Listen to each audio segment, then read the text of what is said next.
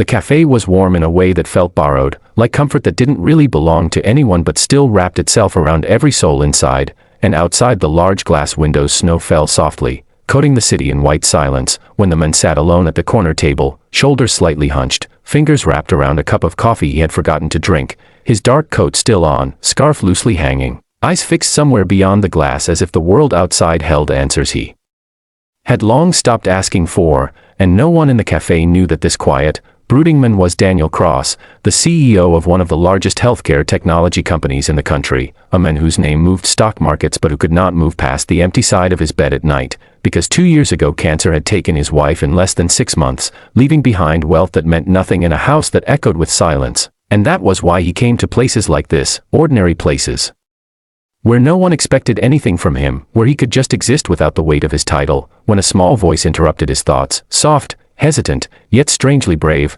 "Can I sit here?" And he looked up to see a little girl standing beside his table, no older than 5, wearing a pink woolen cap pulled down over her ears, cheeks pale but flushed with effort, her small hands clutching a worn teddy bear as if it were the only solid thing in her world.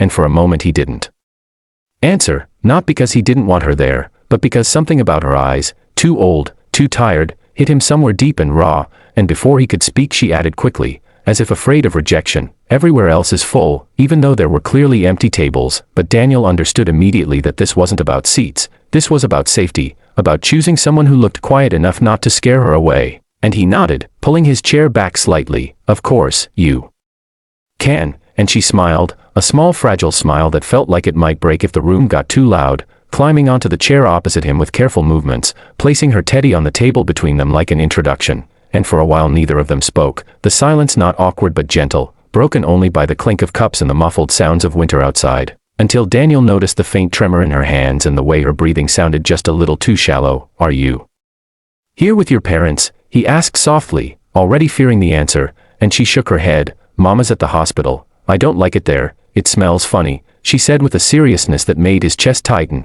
"Are you sick?" he asked, and she nodded again, touching her chest lightly. "My heart doesn't work very good. The doctors say it's tired," and something inside Daniel cracked, because he knew that word, tired. He had heard it from doctors standing at the foot of a hospital bed, and he had learned that tired sometimes meant running out of time, and yet here she was, sitting across from him, brave enough to ask a stranger for company, and he found himself smiling at her, a real smile, the kind he hadn't felt in years. "What's your name?"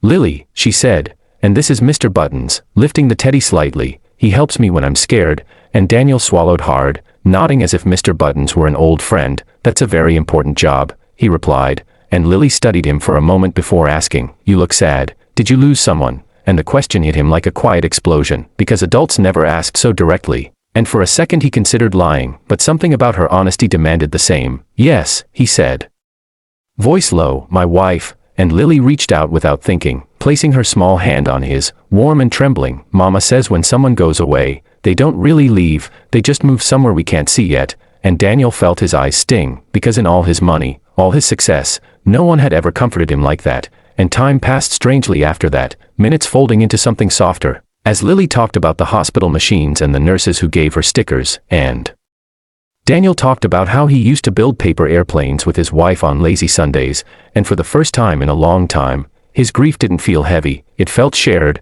until Lily suddenly grew quiet, her color fading even more, her hand slipping from his, and Daniel immediately noticed, standing up as panic surged. "Lily, are you okay?" And she shook her head weakly. "I feel funny," she whispered, and everything after that moved fast. Daniel calling for help, kneeling beside her, holding her small body as café staff rushed over, an ambulance called, and as sirens approached, Lily looked up at him, eyes glassy but calm. "Will you stay?" she asked, and Daniel didn't hesitate. "I'm not going anywhere," he promised, and he rode with her in the ambulance, ignoring phone calls, ignoring the world, holding her hand all the way to the hospital, where doctors took over, and hours later, in a sterile waiting room that smelled just like Lily had described, Daniel sat alone, hands clasped, heart pounding, until a woman rushed in, breathless, eyes red from crying, and when she saw him she froze, confusion flashing across her face. "Who are you?" she asked, and Daniel stood slowly. "My name is Daniel, I'm the man Lily sat with at the café,"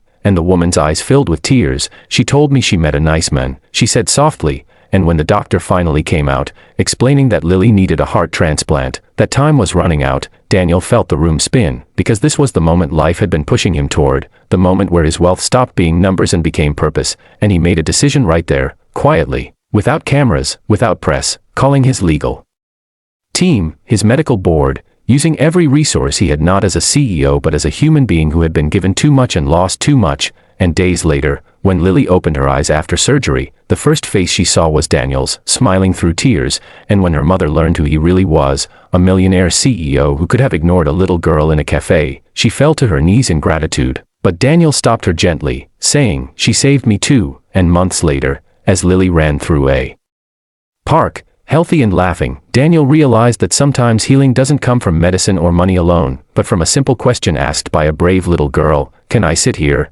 And if this story touched your heart, if you believe kindness can change lives, don't forget to subscribe to the channel, because more powerful stories like this are coming, stories that remind us that one moment, one choice, can change everything.